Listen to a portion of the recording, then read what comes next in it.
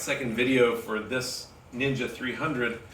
We've been through it a little bit here after just getting it back and washing it down.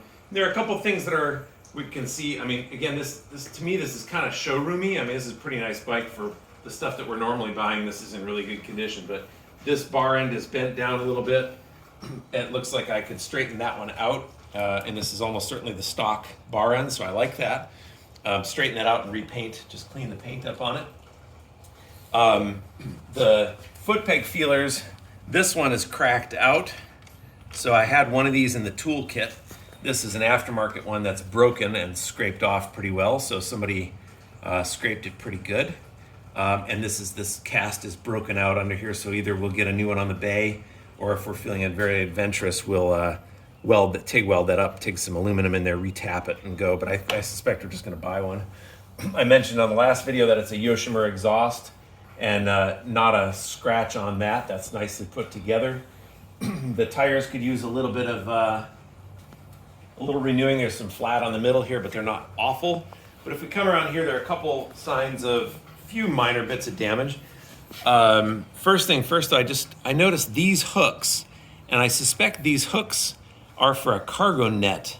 So there are these two up here, which sit under this pillion seat, and then there are also these right back here. I suspect those are for, I haven't looked this up or anything, but I suspect they're for like a cargo net. So we're missing some of the plastic rivets, the fasteners there, and we have a bit of a crack in this tail cowl right here.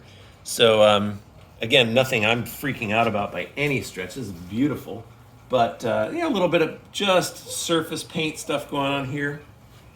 This one's ready to be put back in. It's just got dirt in it, but otherwise that would go back in. I noticed the shifter's bent up on this side, so we'll pull that off, straighten that out, and repaint it. And this is pushed forward too. I can see this foot, the toe part of the shifter is pushed forward, so we'll clean that up. Or again, if it's cheap enough on the bay, we'll replace it. And then if we come down here, we'll see there's I hesitate to even call that damage, but a little bit of damage through the top coat of the paint, I think. You see this yellow in here, which is either rubbed onto it from whatever it fell on, I think, or it's all the way through. I'm not exactly sure. Yeah, that's all the way through to the black. So I think this yellow is gonna come off, but it's white, so it's not that big of a deal. We got a little bit of damage up here. Oh, it is yellow from whatever they landed on, because here's the bar end. You can see all that yellow caked into the bar end. The mirror took a little bit of a hit here, nothing bad. They're the OEM factory mirrors. And we still have the super dorky reflectors up here are on it.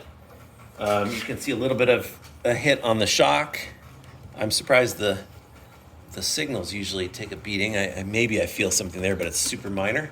And that's basically it. I mean, other than that, it's in really good shape. So we're just gonna, next step here is going to be to start tearing it apart, get the cowlings off of it so we can start pulling the engine. All right.